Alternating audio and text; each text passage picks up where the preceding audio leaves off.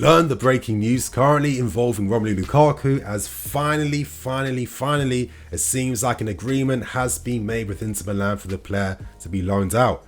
On top of this too, you guys, we have a report from the Daily Mail, which is giving us even more attacking options on the target list. Richarlison, Scamacca, plus many other names as well too, so make sure you guys stay tuned.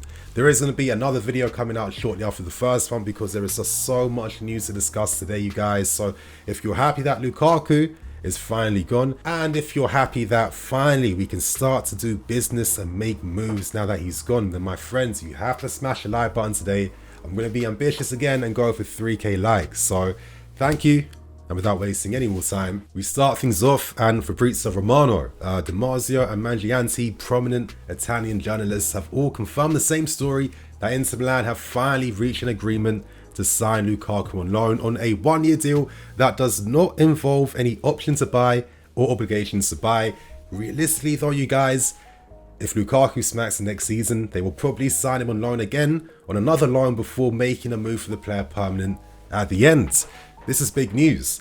The final agreement has been made. It is going to be 8 million euros plus add-ons, which is like around, I think, like 6.5 million pounds. So I guess in total we'll receive around like 8 million pounds for this loan to actually go through. At this point in time, Romano does report that Inter Milan and the club are currently completing paperwork, of course, for this negotiation to be finally completed. You know, Todd Boehly is accepting the offer presented from Inter Milan, as we all know that Todd Boehly is backing Thomas Tuchel very hard this summer. Tuchel, Lukaku, you know, they don't see eye to eye anymore. It's best for all parties that they decide to leave and part ways. And finally, this is going to allow us now to conduct business in the window. Now, we are very close to getting this agreement. We know that the final thing stopping things was Inter owner Zanku. You know, originally it was like around 10 million euros. However, that has been brought down, I guess, on the request of their owner, who wanted to bring down the value a bit more. So this was reported actually a few hours before, but we've got the confirmation now that this offer from Inter Milan has been accepted. Now, Matt Law also confirmed the news really early today on the London is Blue podcast, and essentially we have more insight too behind this deal. It seems like Lukaku is accepting a wage reduction of around 40%. The big news is that we aren't paying that price. The big news is that we aren't here to subsidize any of his wages. You know, Inter Milan are paying up to 60% of his existing contracts. And it was reported that Lukaku has been in mixed emotions. Of course, he was very confident and happy that it seemed like a move was finally getting decided. Once Zan came in the 11th hour to just really, you know, shift negotiations a bit more in favor of Inter Milan, Lukaku was a bit nervous. However, things were finalized in the end, and the player makes his return back to the club that he held out hopes for to return back to. You know, with this deal, it is what it is. Personally, I just hope that now the replacement we look to sign is going to be an astute one that's going to help us go forwards and improve us as a team. Now, as I've said a lot of times, this isn't all the fault of Thomas Tuchel. You have to understand that, you know, ownership at the time of like Roman and Marina were really pushing for the signing of Lukaku. Thomas Tuchel had hopes that maybe Lukaku could fit into his tactical plans and ideals.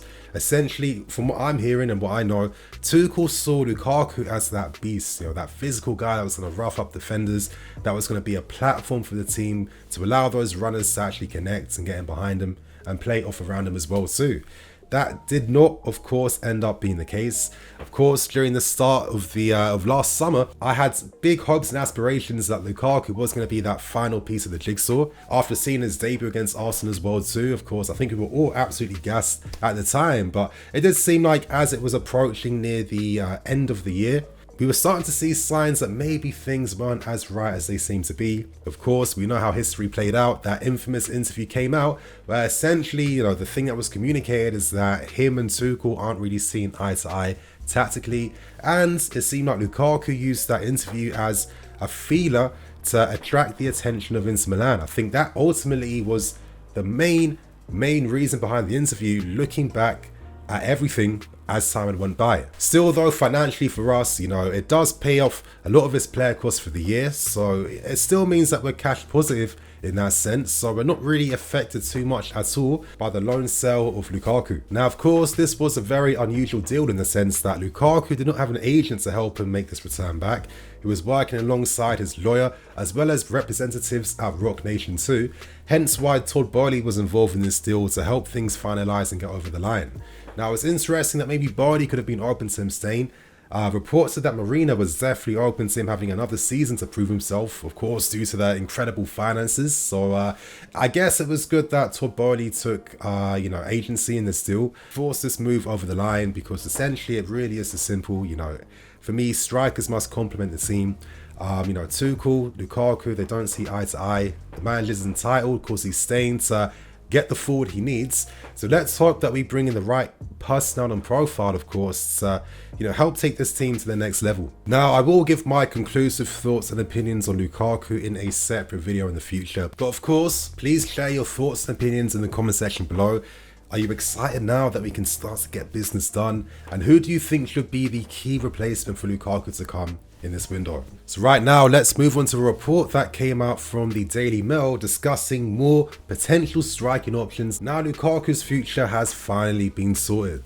Essentially, Lukaku had to be sold first. Of course, outgoings are another key thing at this point in time, because we need to create spaces to bring in actual additions to the team. And basically, all attacking options being looked at are being looked at to make sure they fit into playing a 3-4-3. Now, the names that have been put on the target list currently: Richarlison, who is one of the key favourites at this point in time, Victor Oshimen from Napoli, Jonathan David of Lille as well too, as well as Scamacca of Sassuolo. Some very interesting names here. So I guess let me just break down some of the targets at this point in time, starting with Richarlison first. Now, Tuchel is a big fan of the player, and essentially the reason behind why Tuchel likes him so much is the defensive aptitude of the player. I mean, the guy's aggression from pressing, his ability to defend from the front, his ability to challenge. I mean, I think a lot of this comes down to the personality of Richarlison. He had a tough upbringing, a profile where he had to fight for everything he needed in his life. And I think when you have that type of conviction behind you, as like in your actual core for who you are as a person, it's no surprise that it's going to literally translate into like your sporting values. So it does make quite a bit of sense. Still though, Everton want over 50 million. We already know this, but it does seem like possible player exchanges could be the thing to get this deal over the line, with Frank Lampard showing a ton of interest, of course, in many Cobham grads. Conor Gallagher is an option. I don't think he's going though. Tuchel likes him. But other options like Levi Colwill, options like Billy Gilmore and Ethan Ampadu are all currently players of interest to Frank Lampard. Let's see how this move plays out. Still, I think Richarlison, you guys know my thoughts and opinions. I've said it enough times now. I'm not too excited by him. I'm not ever going to see him as a guy that's going to get you 25 goals plus, but I'm starting to feel like maybe the strategy now is to move away from having an out-and-out goal scorer, because if you want your guys to get 25 plus goals a season, you can't have to play towards them. That's just the rules of the game. And, you look at someone like a Benzema, for example, the goals he banged in at Real Madrid alongside Vinicius Jr. There's a reason why they were by far the two highest goal scorers for Real Madrid, because literally all the service was targeted towards them. So with someone like Richarlison, things I've noticed with how we attack is normally that our striker has to do a lot of work rate up front. And a lot of times the positions that he's taking up the field, there's a lot of runs in behind, a lot of backing into defenders as well too, a lot of taking up positions out wide. And I've said in my match reviews over the season that I've always kind of felt like I'm seeing the wing backs in better scoring positions and like the attacking cams in better scoring positions than my actual striker. And Lukaku now, Giroud, Tammy, even Timo Werner as well, they've all struggled currently, and it's no surprise that all these guys have left or are leaving the club at this point in time. So I guess Richarlison would kind of be that defensive fulcrum from the front that's going to allow the wing backs and the cams to be able to get in those positions instead. And I think maybe that could be a role that Richarlison accepts, because if you sign for us, at least you're guaranteeing your Brazilian place in the team. And let's hope that working with better players and new management could potentially get something else out from the player. But at the same time though, you guys, I feel like he still has a lot of flaws in his game currently. I'd be curious to see how his hold-up play will translate moving to a higher level. But of course, let's see what happens. Moving on to Victor Osimhen. This is another very interesting move. You know, I can't help but feel there's like a lot of similarities between him and Tammy. Not like literally identical, but similarities there. Oshimen for me is incredible in the air, one of the best aerial strikers, I'd say. Very accurate with his headers on goal. I'd say that a lot of his goals do come on the counter-attack, and that's where most of his threat really tends to come from. I don't know, still though, it gets me thinking that if we're replacing Tammy Abraham potentially for an Oshimen, does that really make any sense considering that they're not too different as strikers and profiles? I'm not too sure about this, but of course, we have to remember that all these guys are still being assessed and looked at. These aren't guaranteed moves being made. Jonathan David is another guy that pops up on the list. He has been a long-term scout for time since the things he was doing back in Belgian football. Last season, he struggled a bit. He started off the season sick.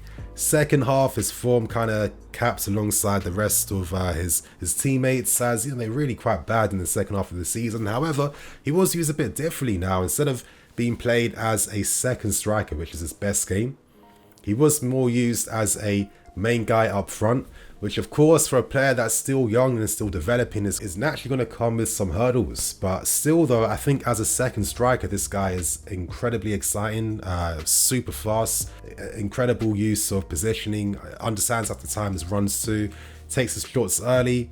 I think he's quite good at dribbling too, and ideally he could be like a smart Timo Werner replacement because he has more technique in my opinion. But still, he still is a player that is growing, and I wouldn't expect fireworks if we were to sign, for example, in the summer. And another interesting name that pops up on the list, you guys, is none other than Sassuolo's Gianluca Scamacca. Now, this guy looks like he was literally carved from the gods. I mean, what, 6'5", you know, he is a good-looking guy. Let's not pretend we can't see that.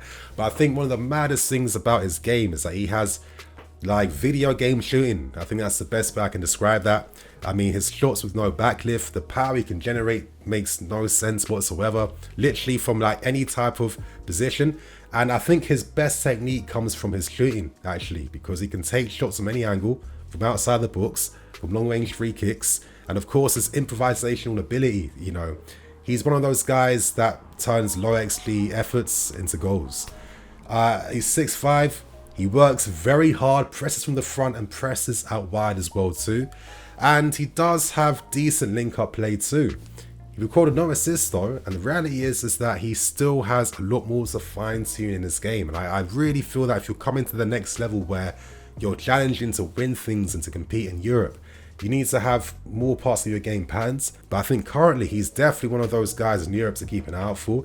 Let's see what he does again. I mean, he got 16 goals for Sassuolo last season. That is still a very healthy record, considering that he still has areas to fine-tune, such as, you know, things like decision making. At times he can go missing in games. I think his overall polish in terms of how he operates too is just not there at this point in time, but he's definitely someone to look for. But you know, before I move on to the final report, you guys, I do have to say this though. The vibe I'm still getting here is that it still feels like we really have no idea what the main plan is now that Lukaku is going. And I'd imagine the club had an impression for a long time now that yes, you know, the player does want out. So you'd like to feel more confident that the targets to replace him would be there. You know, the fact that we're still talking about even more names added to the list currently, with new options like Richarlison being like one of the favourites out from nowhere, it doesn't give me too much confidence. And as I said in yesterday's video, sometimes you have to take it out for the season to be ready to get the guy you want the following season. I mean, that is at least one thing we should take from what Liverpool have done. When I'm looking at possible options next summer like Nkunku, who could be ready for a 70 mil release clause. I think this guy is a top player. I would definitely be someone to elevate what we're doing in this team. I mean, he's technically gifted, and I want to see technically gifted guys in my team, yeah? On top of that too, you guys, looking at Tammy Abraham, he has another sick year for Roma, and then we can't forget that we have an option to buy him back for 67 million. I'm looking at even other options in the team, like look at Elise at Crystal Palace. You know, this is a player that will continue to grow and improve. And what if an option was to open up in the team and we're missing out on targets like this because we've literally stretched ourselves too thin by committing to players who might not be levels in this window out of desperation to just fill spots and places in the team. That's only how I'm seeing it though. Share your thoughts and opinions yourselves.